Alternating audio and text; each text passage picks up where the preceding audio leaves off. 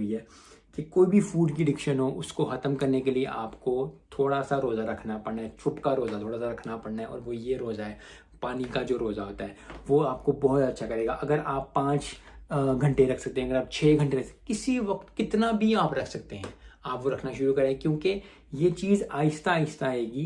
एक प्रोटोकॉल है, एक चीज़ इंटरमिटेंट फास्टिंग, और उसको आहिस्ता आहिस्ता यूज़ करना शुरू करना है। अगर आप पहले दिन उठेंगे और आप 16 घंटे का फास्ट रख लेते हैं, अल्लाह आप 36 घंटे का रोज़ा रखो वाटर फास्ट, लेकिन ये आपके लिए चीज़ अच्छी नहीं, क्योंकि अगर आप कर सकते हो तो कोई और नहीं कर सकता। तो हर चीज़ को सिंपल वे में लेके चलें।